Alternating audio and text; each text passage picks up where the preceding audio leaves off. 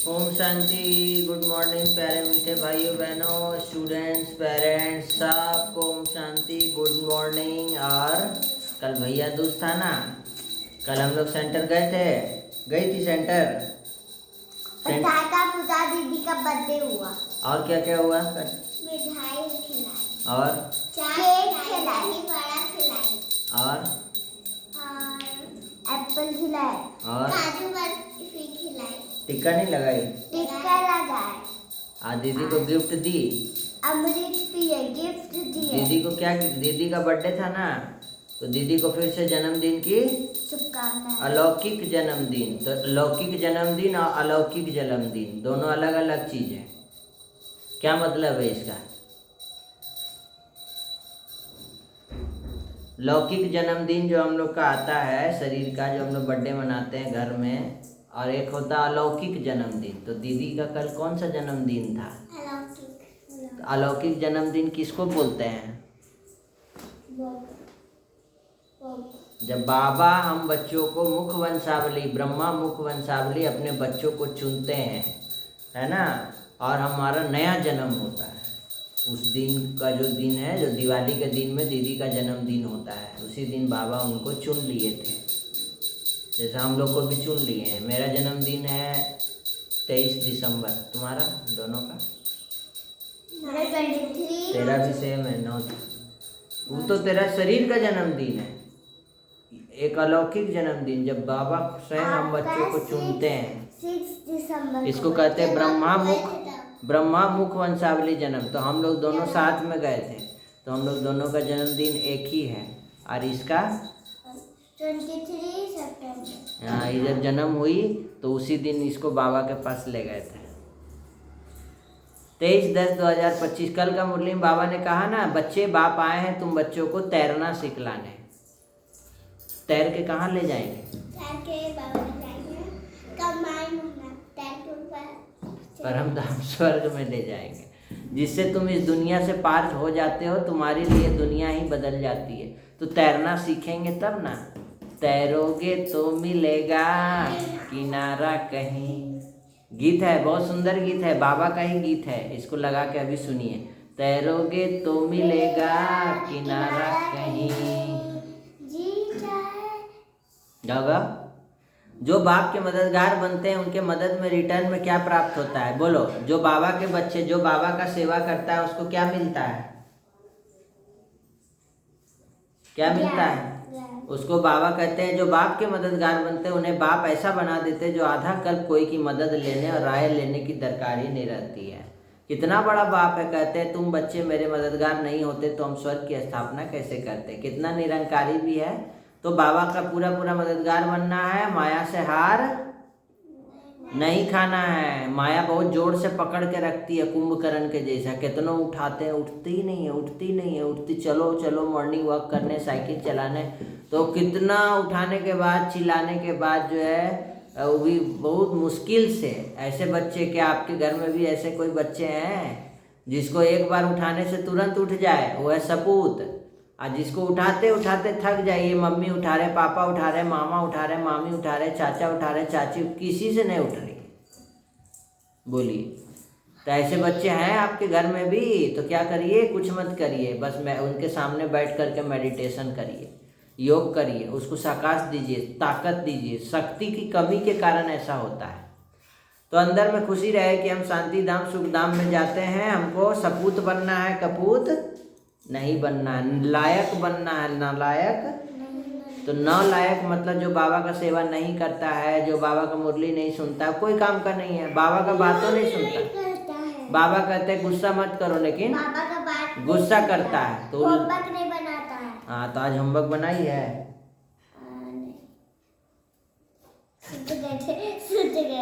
आई सेजल का होमवर्क है, ये बनाई है। आज टिया होमवर्क नहीं बनाई है, तो इसको क्या पनिशमेंट दिया जाए? तो बाबा पनिशमेंट तो देते नहीं, बहुत प्यार से बाबा मीठे बच्चे बोल करके समझाते हैं, पनिशमेंट नहीं देते हैं। जैसा कर्म करेंगे वैसा फल खुद ही मिलता है। बाबा कोई दुख नहीं देते, कोई पनिशमेंट नहीं देते हैं। तो आज सुबह में ही लोग उठ करके मॉर्निंग वॉक सब कुछ कंप्लीट हुआ, साइकिल चलाई बहुत, दोनों छोटा बड़ा साइकिल, और दोनों बहुत मॉर्निंग वॉक भी किया है। है ना। दोनों को कमल फूल भी दिखा दिए हैं बाबा, और दोनों को जो बगुला पक्षी रहता है वो भी देखी है, मछली खाते हुए वो सब देख के आई है। तो बाहर निकलिए, प्रकृति का आनंद लीजिए, सोने से कुछ नहीं होने वाला। जो सोवत है वो खोवत है, जो जागत है वो हाँ। तो ये हर संकल्प समय वृत्ति द्वारा बाबा कह रहे सेवा करो और अपनी रूहानी पर्सनालिटी को याद रखो तो माया जीत बन जाएगी। समझ में आया? तो कल की मुरली से 2 शब्द क्या थे? सपूत कपूत और सोमान मैं निरंतर सेवाधारी। याद है? आप लोगों ने किया है होमवर्क? कमेंट करके बताइए कौन कौन होमवर्क किए हैं। और आज की मुरली में हम लोग देखेंगे कि आज की मुरली में बाबा ने क्या हमें इशारा दिया है। आध्यात्मिक class, online class, positive thinking class. आज बाबा बोले मीठे बच्चे, बाबा आए हैं तुम्हें घर की राह बताने। कहाँ की राह? घर कहाँ है? परम धाम। तुम आत्म अभिमानी होकर रहो, उसके लिए परम धाम जाने के लिए बाबा क्या बोले? क्या करो? अपने को आत्मा समझो और तो यह राज सहज देखने में आएगी। संगम पर कौन सी ऐसी नॉलेज मिली है जिससे सतयुगी देवताएं मोहजित कहलाएं? प्रश्न है, संगम पर तुमको ऐसा कौन सा नॉलेज मिलता है जिससे सतयुगी देवताएं मोहजित हो जाते हैं? मतलब कोई मोह नहीं रहता है।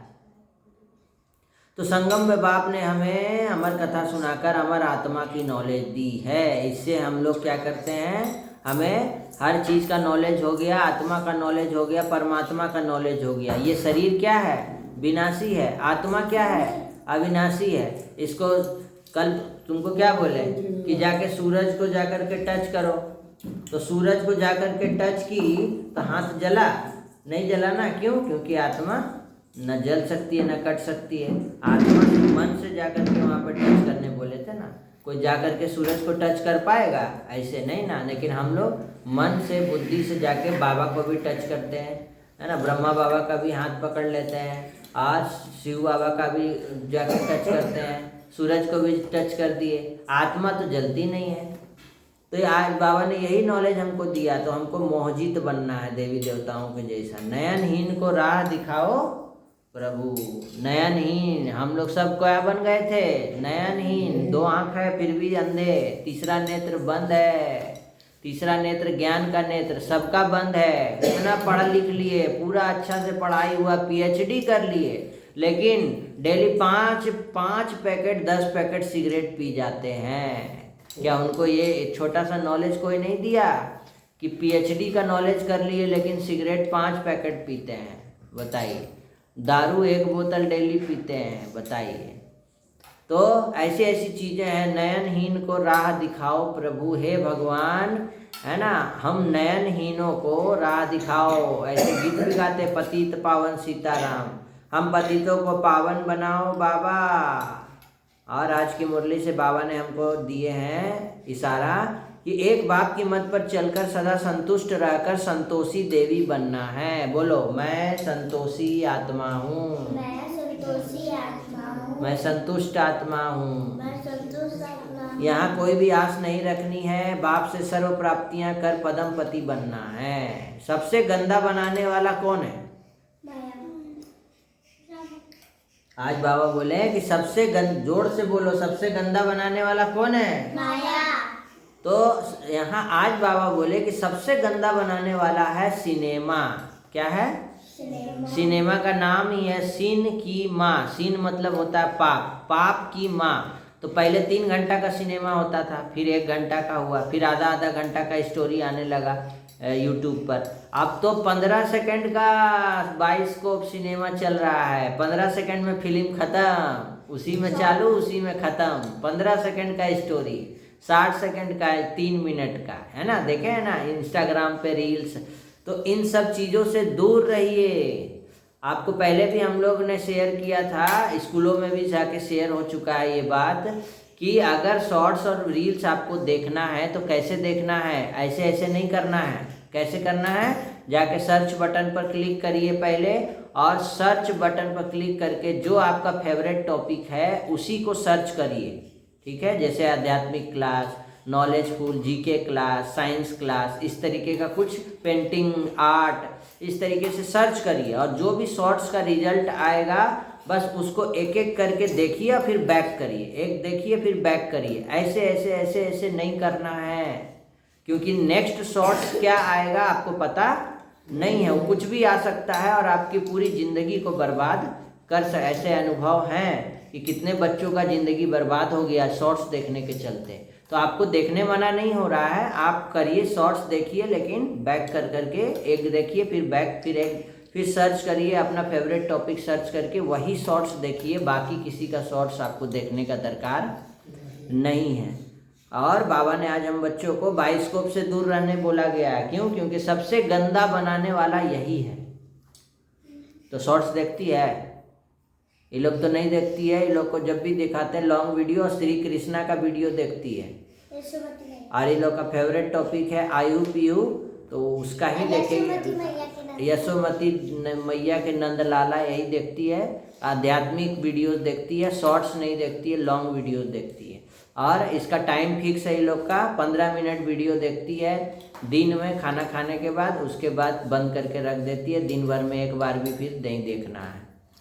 तुम्हें बाइस्कोप देखने की मना है, तुम बहादुर हो ना, तो हद और बेहद के बाइस्कोप का राज समझ दूसरों को समझाओ। तो अब खुद भी समझो और दूसरों को भी समझाना है। पुरुषार्थ और सेवा में विधि पूर्वक वृद्धि को प्राप्त करने वाले तीव्र पुरुषार्थी भव। पुरुषार्थ और सेवा में दोनों में वृद्धि होना चाहिए। सिर्फ सेवा सेवा सेवा सेवा सेवा नहीं, सिर्फ नौकरी नौकरी नौकरी नौकरी नौकरी नहीं, सिर्फ बिजनेस बिजनेस नहीं, अपना शरीर का भी ध्यान रखना है।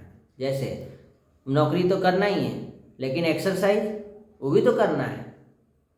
ऐसा नहीं हो नौकरी कर रहे हैं एक्सरसाइज नहीं कर रहे हैं, मॉर्निंग वॉक नहीं कर रहे हैं, नौकरी नौकरी कर रहे हैं, खाना खा रहे हैं बस, आज फिर सुबह में गर्म पानी नहीं पी रहे हैं, अपना मतलब शरीर पे ध्यान नहीं दे रहे हैं। तो क्या होगा, आगे आने वाले टाइम में बीमार होंगे, फिर दवाई पे टिकना पड़ेगा, दवाई खाते रहिए खरीद करके। तो बाबा ने हम बच्चों को कहा है कि तुम बच्चे क्या करो, सेवा करो, लेकिन पुरुषार्थ भी करो।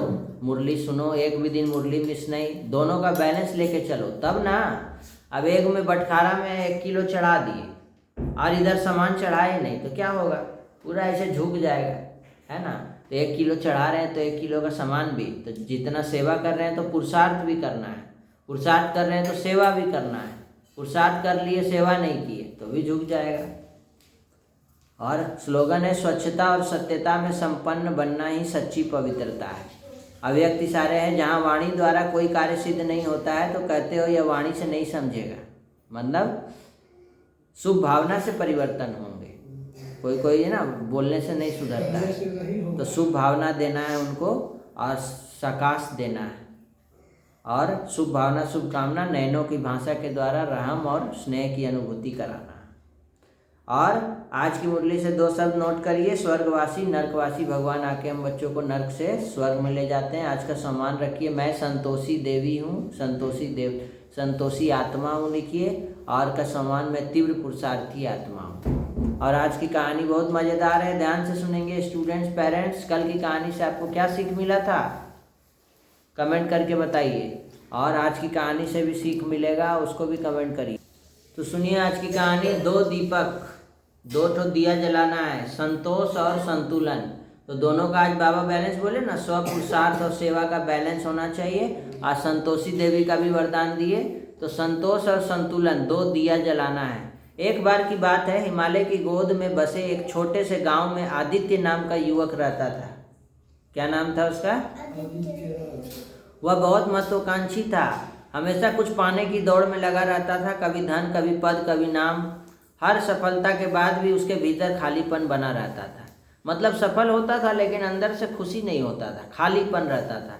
एक दिन थका हारा हुआ एक साधु के पास पहुंचा और बोला कि गुरुदेव, मुझे बताइए जीवन में सुख और शांति कहाँ मिलती है? मैंने सब कुछ पा लिया पर मन शांत नहीं होता है। मेरे पास सब कुछ है, गाड़ी घोड़ा घर सब कुछ है, अच्छा से पढ़ाई लिखाई किए, नौकरी लग गया, बिजनेस हो गया, सब कुछ, पैसा है, गाड़ी है, घर है, सब कुछ है, लेकिन शांति सुख नहीं है। तो साधु मुस्कुराए, उन्होंने उसे 2 दीपक दिए। क्या दिए? और बोले कि इनमें से एक है संतोष का दीपक और दूसरा है संतुलन का दीपक। इन दोनों को अपने जीवन में जलाए रखो, फिर देखो क्या होता है। तो आदित्य ने पूछा, गुरुदेव क्या इससे मेरा दुख मिट जाएगा 2 दिया जलाने से? साधु बोले, दुख नहीं मिटेगा, पर तुम दुख के पार देख सकोगे। तो वह दोनों दीपक लेकर लौटा। पहले दिन उसने तय किया कि जो कुछ उसके पास है वही पर्याप्त है। उसने उस दिन कोई नई चाह नहीं रखी कि नहीं अब हमको कुछ नहीं चाहिए। उसके भीतर पहली बार एक हल्की सी शांति उतरी। मतलब जब वो ये त्याग दिया कि हमको अब कुछ नहीं चाहिए, मेरे पास सब कुछ हो गया, तो ये था संतोष का दीपक जलना। उसने संतोष का दीपक जला लिया। फिर दूसरे दिन उसने कोशिश की कि जो भी स्थिति आएगा वह समान मन से स्वीकार करे, चाहे अच्छा चाहे बुरा। किसी भी प्रशंसा पर ना उछले, आलोचना पर ना टूटे। धीरे धीरे उसका मन स्थिर होने लगा। यह था संतुलन का दीपक। क्या था? मतलब हर परिस्थिति में शांत रहना है, सुख में दुख में सब में स्थिर रखना है बुद्धि को। तो धीरे धीरे महीना बीतते गया। आदित्य का चेहरा अब शांत और स्थिर रहने लगा था। गांव वाले हैरान थे कि वही व्यक्ति जो कभी बेचैन रहता था अब जैसे कि भीतर किसी झील की तरह स्थिर हो गया था। एक दिन साधु फिर गांव से गुजरे। उन्होंने पूछा, आदित्य अब कैसा लग रहा है? तो आदित्य ने मुस्कुरा कर कहा, गुरुदेव अब समझ आया कि सुख किसी चीज में नहीं है, उस दृष्टि में है जिससे हम उसे देखते हैं। और शांति किसी स्थान में नहीं है, उस स्वभाव में है जिसे हमने साध लिया है। साधु ने आशीर्वाद दिया, बेटा अब तुम्हारे दीपक बुझेंगे नहीं, कभी नहीं बुझेगा, क्योंकि अब वो भीतर जल रहा है। हम लोग भी दीपक क्या जलाते हैं? रोज दिया जलाते हैं असली घी का, और कोई कोई तो नकली घी का भी जलाते हैं। तो जलाते सब हैं, लेकिन बाहर जला रहे हैं। अंदर जलाएंगे तो वो अंदर हमेशा दिया जला रहेगा, कभी बुझेगा नहीं। सच्चा सुख पाने में नहीं, समझने में है। सच्ची शांति स्थिरता में नहीं, संतुलन में है। जो इन दोनों दीपकों को अपने भीतर जला लेता है वही जीवन के असली अर्थ को जान पाता है। कौन कौन सा 2 दीपक?